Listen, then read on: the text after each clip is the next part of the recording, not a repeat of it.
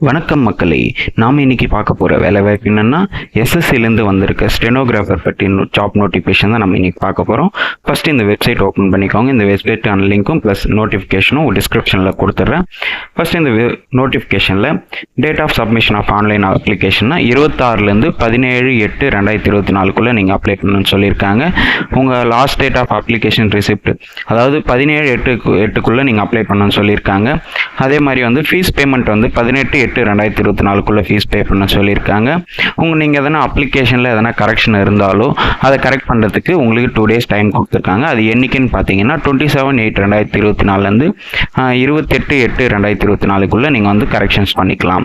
இதுக்கு exam அக்டோபர்லேருந்து November 2024 உங்களுக்கு வைப்பாங்கன்னு சொல்லியிருக்காங்க.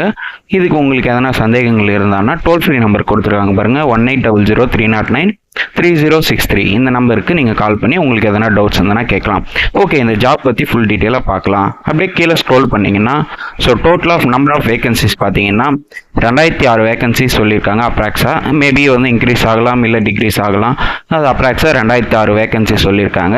இதில் ரிசர்வேஷன் கேட்டகரிஸ்ன்னு சொல்லிட்டு போட்டிருக்காங்க பாருங்கள், SC, ST, OBC, economical weaker section, அதுக்கப்புறம் எக்ஸ் சர்வீஸ் மேனு, அதுக்கப்புறம் பிடபிள்யூபிடி கேண்டிடேட்ஸ்க்கெல்லாம் ரிசர்வேஷன் கேட்டகரியாக உங்களுக்கு கருதப்படுறாங்கன்னு சொல்லியிருக்காங்க. அடுத்து நம்ம ஏஜ் லிமிட்டை பற்றி பார்க்கலாம். ஏஜ் லிமிட் பார்த்தீங்கன்னா உங்களுக்கு group grade C stenographer grade சியில் பார்த்தீங்கன்னா 18லேருந்து 30 வயசுக்குள்ளே இருக்கலாம்னு சொல்லியிருக்காங்க. அதாவது 1/8/2024 நீங்கள் 2/8/1994 1/8/2006 பிறந்தவங்க இருந்தால் அப்ளை பண்ணிக்கலாம்னு சொல்லியிருக்காங்க.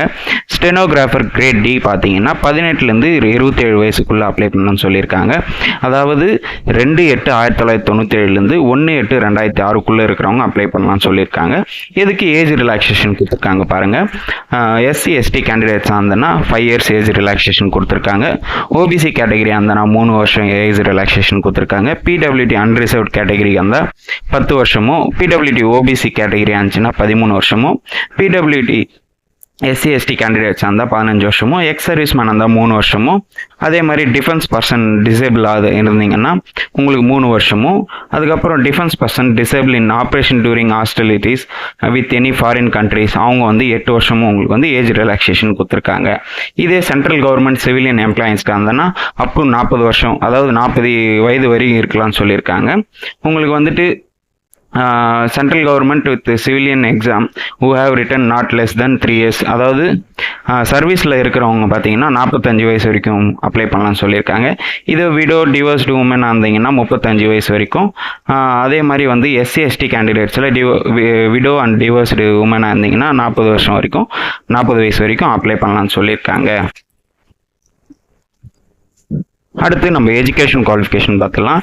இந்த வேலைவாய்ப்புக்கு நீங்கள் 12வது பாஸ் பண்ணியிருந்தாலே போதுமானது தான். ப்ளஸ் ஸ்டெனோகிராஃபி கிரேட் உங்களுக்கு தெரிஞ்சிருந்தால் இது இன்னும் கொஞ்சம் உங்களுக்கு பெனிஃபிட்டாக இருக்கும்.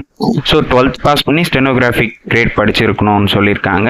அதே மாதிரி உங்களுக்கு எப்படி இந்த வேலை வாய்ப்புக்கு அப்ளை பண்ணணும்னு சொல்லியிருக்காங்க பாருங்கள். ஃபஸ்ட்டு ssc.gov.in இந்த வெப்சைட்டுக்கு போயிட்டு நீங்கள் ஃபஸ்ட்டு ஒன் டைம் ரிஜிஸ்ட்ரேஷன் பண்ணியிருக்கணும். ஒன் டைம் ரிஜிஸ்ட்ரேஷன் பண்ணுறதுக்கு உங்களுக்கு தேவையான ப்ரூஃப் பார்த்தீங்கன்னா 10th mark sheet, Aadhaar card, அதுக்கப்புறம் phone number and mail ID ரொம்ப கம்பல்சரியாக தேவைப்படும். ஏன்னா ஓடிபிஸ் வரும். கண்டிப்பாக ஓடிஆர் பண்ணால் மட்டும்தான் இந்த ஜாபுக்கு நீங்கள் அப்ளை பண்ண முடியும். ஓடிஆருக்கு பார்த்தீங்கன்னா அதே மாதிரி உங்கள் ஃபோட்டோஸ் பார்த்தீங்கன்னா லைவ் ஃபோட்டோஸ் தான் எடுப்பாங்க. நீங்கள் ஸ்கேன் பண்ணி அப்லோட் பண்ண முடியாது. உங்களோட வெப்கேமோ இல்லைனா நீங்கள் ப்ளே ஸ்டோரில் மை எஸ்எஸ்சி ஆப்பை டவுன்லோட் பண்ணி அதில் உங்கள் ரிஜிஸ்டர் நம்பர் பாஸ்வேர்டு நீங்கள் ஓடிஆர் பண்ணிங்கன்னா உங்களோட ரிஜிஸ்டர் நம்பர் பாஸ்வேர்டு வந்திருக்கும். அந்த பாஸ்வேர்டில் நீங்கள் ஓப்பன் பண்ணிங்கன்னா கேப்சர்னு ஒரு ஆப்ஷன் கிளிக் பண்ணிங்கன்னா உங்களோட selfie game front game open ஆகும். ஓப்பன் ஆகிட்டோடனே நீங்கள் உங்களோட ஃபோட்டோ பிளைன் பேக்ரவுண்டில் நின்று எடுத்து நீங்கள் அப்லோட் பண்ணிங்கன்னா உங்களுக்கான ஃபோட்டோ அப்லோட் ஆகிடும். அதுக்கப்புறம் சிக்னேச்சர் நீங்கள் ஸ்கேன் பண்ணி அப்லோட் பண்ணுற மாதிரி தான் இருக்கும்.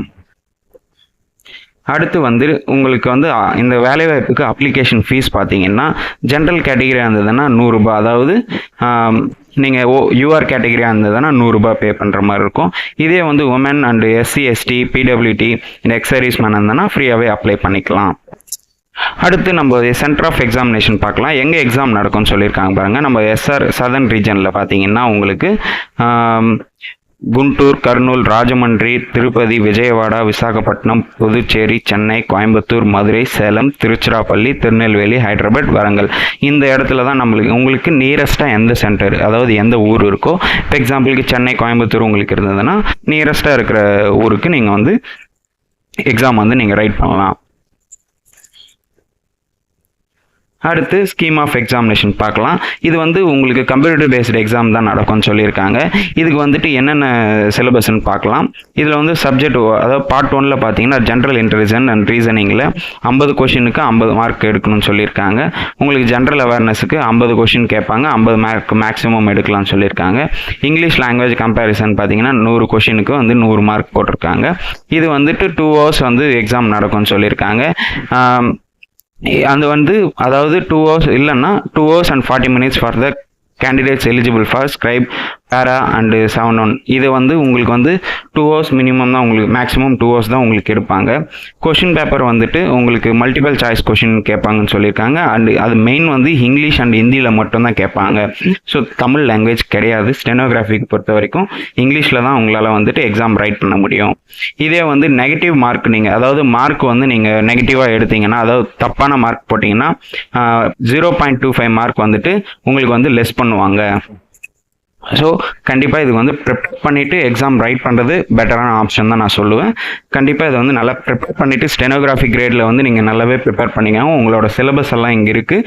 நீங்கள் வேணும்னா இந்த நோட்டிஃபிகேஷனில் உங்களோட டீட்டெயில் சிலபஸ் இதில் இருக்கும். நீங்கள் பார்த்துட்டு நல்லா தெரிஞ்சுட்டு அதுக்கப்புறம் அப்ளை பண்ணுங்கள், பெஸ்ட்டான ஆப்ஷனு. ஓகே மக்களே, மறுபடியும் நான் ரிமைண்ட் பண்ணுறேன் பாருங்கள். உங்களுக்கு லாஸ்ட் டேட் வந்து 17/8/2024 இந்த ஜாப் அப்ளை பண்ணிக்கோங்க.